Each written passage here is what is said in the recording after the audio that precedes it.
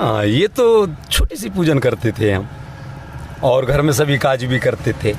और मातेश्वरी बताती थी तो एक जोत रखते थे। सियाने लोग जो है, बाजू में ही मड़िया है महामाया की, ठीक, तो बच्चे लोग खेलने जाते तो अपन भी खेलने जा रहे हैं, आरती हो रही है, वहाँ बजा रहे हैं, गा रहे हैं, जवारी निकल रहे हैं, मूर्ति निकल रही है, अपन मूर्ति सजा रहे हैं, अपन भी नाच रहे हैं, आनंद ले रहे हैं, सरें भर रहे हैं, लोग बाग भर रहे हैं तो अपन भी भर रहे हैं। लो साहब, आदत पड़ गई, धीरे धीरे धीरे धीरे ऐसी आदत पड़ गई, मातेश्वरी सपने में आने लगी। अब मातेश्वरी जब सपने में आने लगी तो अब क्या करें? अब वो तो चीज़ हम छुपाए अपने मन में रखे रहे, किसी को नहीं बताया, किसी को कुछ नहीं बताया, ना माता को, ना पिता को, ना भाइयों को, ना बंधु को, किसी को कुछ नहीं बताया। अपना कार्य अपन करते रहते थे।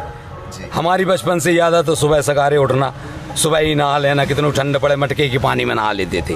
हमारे घर के भी आश्चर्य में रहते थे कि ऐसा क्या है साला जादू जो प्रतिदिन नहाता है और प्रतिदिन ऐसा करता है।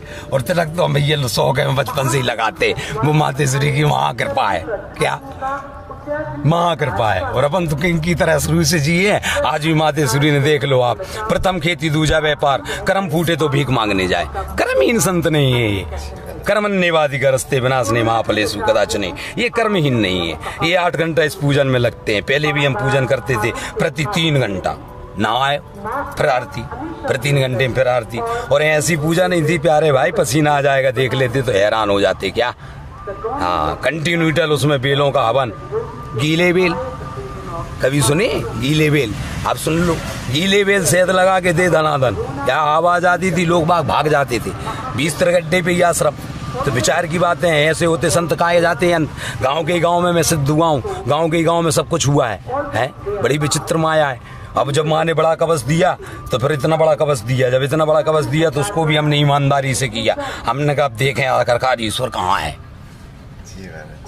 करते गए लो साहब, बड़ा कवच मिल गया, बड़ा कवच मिल गया 96 में।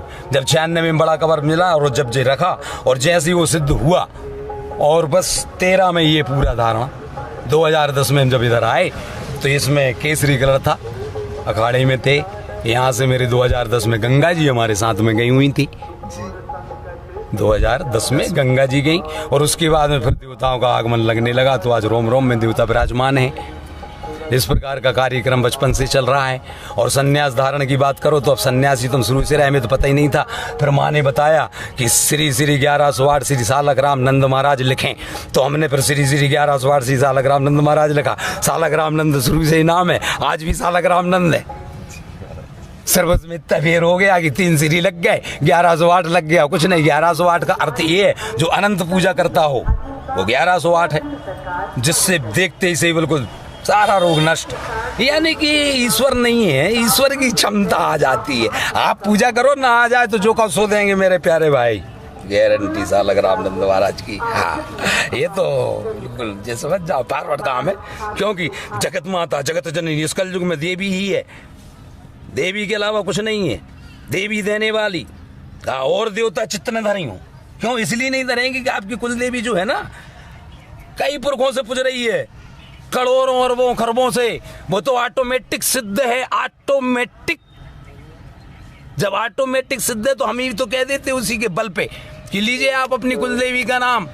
और जैसे ही आपने नाम लिया कि आप बिल्कुल एकदम स्वच्छ हो गए, जहाँ के तहाँ टनाटन, क्या, और अपना भी दिल खुश हो गया। हमने भी पता चल गया कि हाँ हमारी भक्ति राइट चल रही है, क्या, कि जब आप खुश हो गए तो फिर हम दूने खुश हो गए। और फिर दक्षिणा भक्षणा की तो चिंता मूर्खों को रहती, सालक रामनंद को नहीं रहती। जिसके पास में सारी दुनिया का सहस्त्र छुपा हुआ है, उसको काहे की चिंता है?